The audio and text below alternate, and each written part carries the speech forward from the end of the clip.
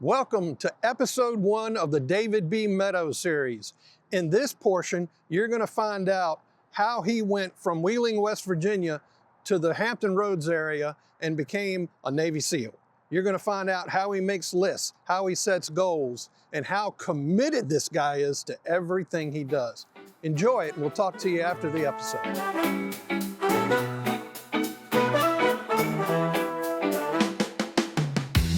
Every day with wonder,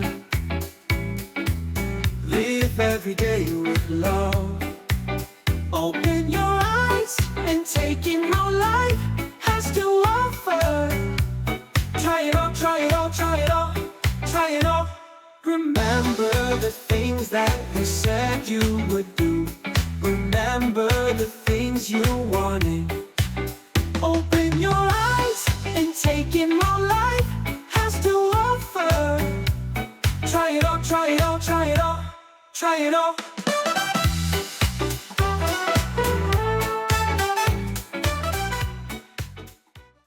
J.R. Zontz, we tend to like people as our subjects that do a little bit of everything. And you're not good. You're in for a treat. I can tell you, you're in for a treat with this guy. We're in for a treat. And oh, by the way, I was going to wear that same shirt, but I knew you were, and I didn't want to embarrass you. I mean, you know, with the yeah. So thank you for like. I figure I'd cover up.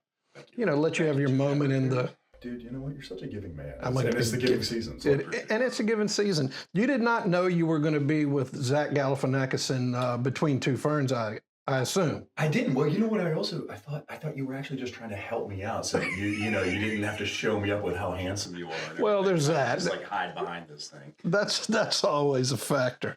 But this is my good friend David Meadows, and Dave, what a story! What a story. Tell us about your first. So when you're from West Virginia, Mm-hmm. and what drew you to the military coming out of West Virginia? I think I just wanted to get in gunfights. I'm not even kidding. I think that's really what it was. I was originally going to go to. Originally, I was going to be an architect, and then I decided I wanted to go to med school. And then coming up to, I was actually about to go to med school. And Wow. Coming up on the end of high school, I was like, you know what? 12 more years of school with like residency and everything. Yeah. Just doesn't sound appealing today because I love learning. I just hate learning shit that I'm not interested in, Yeah. So it's like, I loved the medicine. I loved all this sort of stuff. But when people are like, well, you got to take art history, I'm like, no. Sort of a thing. And then all of a sudden, so I was just kind of on seeking. And I think I've always just been wired kind of like from a different time or something. Yeah. And I think just like many young men throughout history and today, I was looking for a trial. Something to test myself, something to learn, all that sort of a thing like that. Well, you found that. Yeah. And of course, at that point in time, I mean, everything was going around, that people were, all the history and the fame and publicity of the Navy SEALs and everything like that. And I was like, that's for me. Man, it fit you too. It was, so I signed up, when I signed to join the Navy specifically to be a SEAL, went to SEAL selection, filled out. What year was that? So I graduated high school in 2000, Mm-hmm. and so I'm super old. And graduated high school in 2000, went directly. Oh, well, you're like what, 21? 3. Oh, okay. Well, see, I mean, you're just a little behind me. It's fine. I'm 25. So anyway, if anybody believes that, you can't do that. So I joined up, went to, in 2000, went to boot camp, A school, all that sort of stuff. I actually joined the Navy under the SEAL Challenge contract. And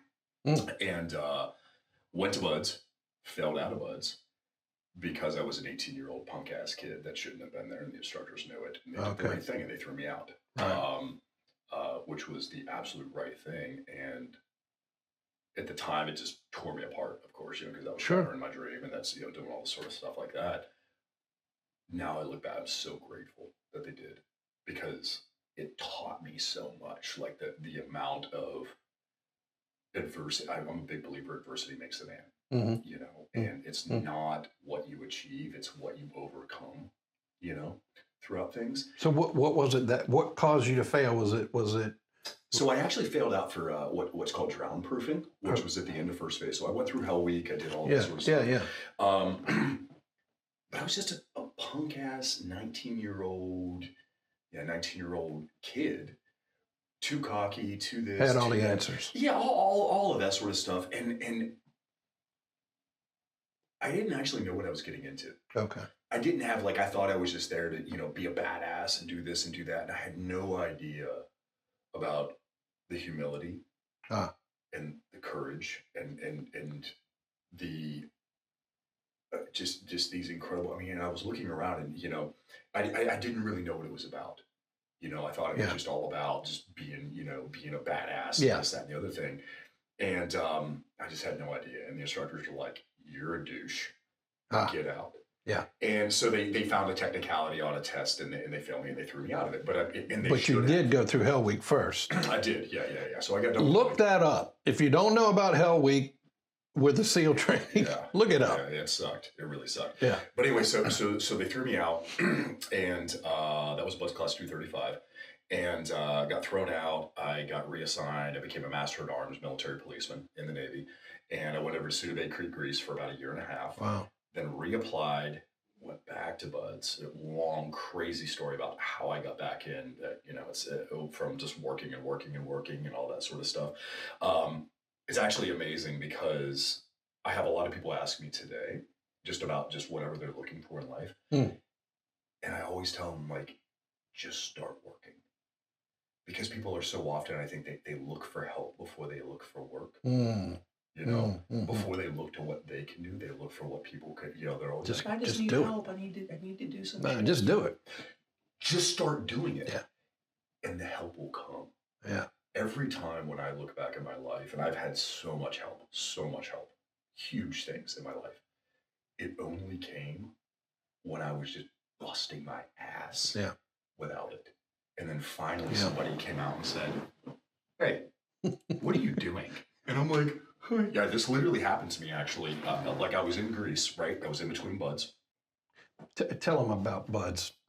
Buds is one of the first sections of SEAL selection. SEAL selection is actually about so you go to Buds, you go to SQ2, you go to jump school, you go to SEER school, you do all this sort of stuff. But Buds is obviously the most famous, with its 90% attrition rate, whatever it is, something like that. But there's actually a whole process before Buds.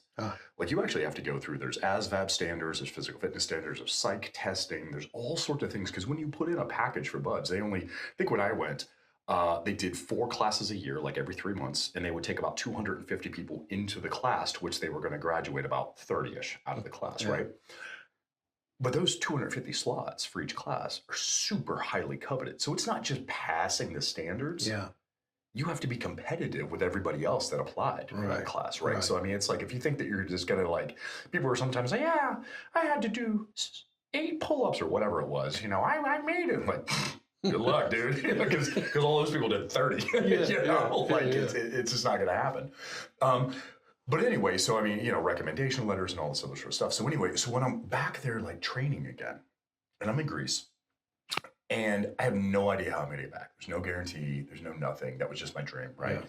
And I'm just killing myself in the gym. I was legitimately, no exaggeration, Jimmy. I was swimming at least about a mile and a half a day. I'm running 6 to 8 miles a day. And then I'm doing about an hour and a half of calisthenics a day. I just lived in the gym. I'd be in the gym for 4+ hours every day, right? Because I had no life. That was what I was doing.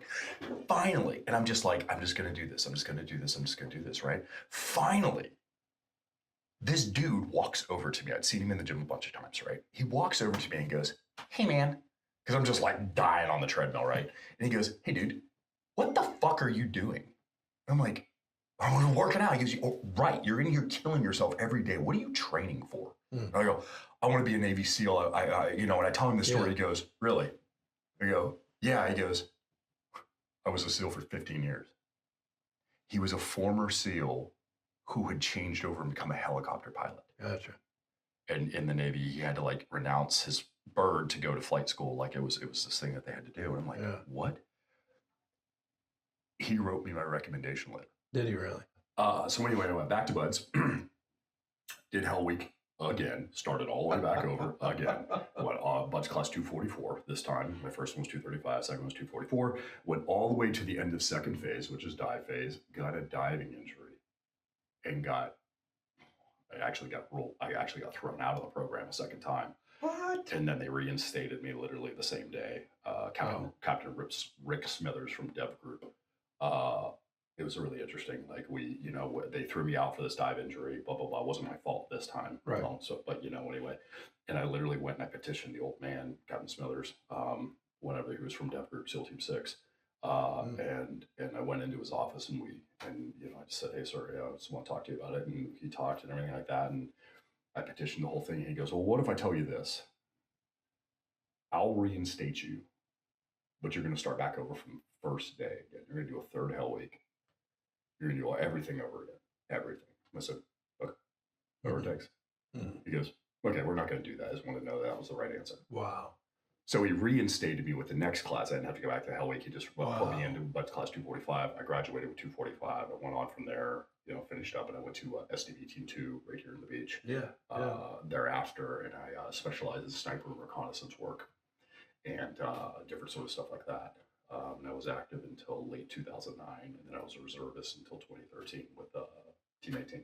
So you were reservist from after 2009? Right. I was active duty from 2000 until August of 2009, and then September of 2009 until September of 13, I was in the reserves. Now, I remember, I think the first time you and I met may have been around 2011, something like that.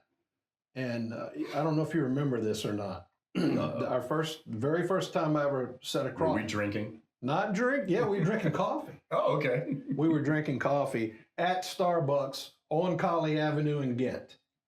The reason that setup occurred was because the girl you were dating at that time, I was coaching her. I was coaching her on how, what is your why? Because she asked me for the help, and I did that for some small business teams and so forth, and how to stay on track, not get distracted from your goals, how to create them. And she said, the guy I'm dating wants to know if you can help him out. This was before I met you. So prearranged, you and I, we meet at Starbucks, and I had asked you to bring a list of perhaps 10 things that you wanted to achieve so that we could go over and see how you could get. You showed me the list, and they weren't small things, by the way. I don't do small things. You don't do small things, trust me. He goes, I look at the list, and I'm like, okay, wow, okay. And then I asked you, I said, have you done any of these things? And your answer was, yeah, 9.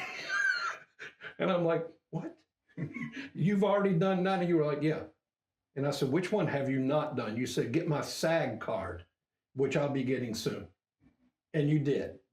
And the next thing out of my mouth was, how much do you charge? I need to be paying you. Do you remember that? Yeah, dude, yeah. Now that you mention it and bring it back, yeah. So it's the power of lists, right? Yeah. But why did you even set that appointment up when you knew how to do these things? You were on point always since I met you. Because I didn't know. Okay. You didn't know that you knew. I didn't know that I knew. You knew. It's you knew. That's it's interesting. I've had that same sort of experience reversed with so many people that I've now worked with in Los Angeles and around the world, where they'll sit down and we'll go through and they'll have a list, they'll have this, they'll have that, and obviously I actually do this professionally, as a neuroscience and cognitive behavioral coach. And one of the biggest things that I'll sit there and go, hey, people bring their list out and they're like, hey, can you teach me or coach me how to do these things? I'm going to actually do you better. I'm going to teach you how to believe in yourself that you know how to do this shit. So that you don't need, because you already do. Yeah. You just are looking for my permission. There you go. Because you don't trust yourself, because you already have it. Yeah. Like, you don't need me or anybody. Yeah, you didn't need me, I can tell you that. But I think that's, looking for permission. Yeah.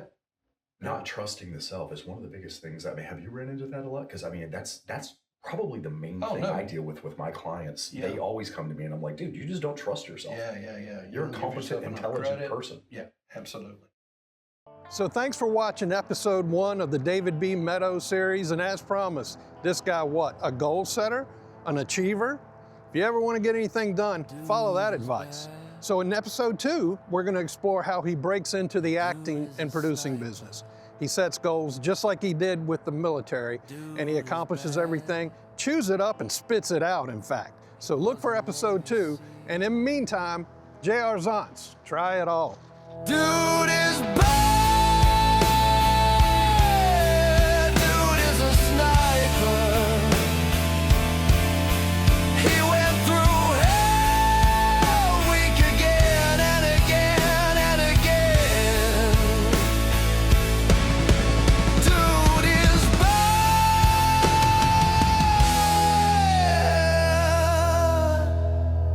Dude is bad.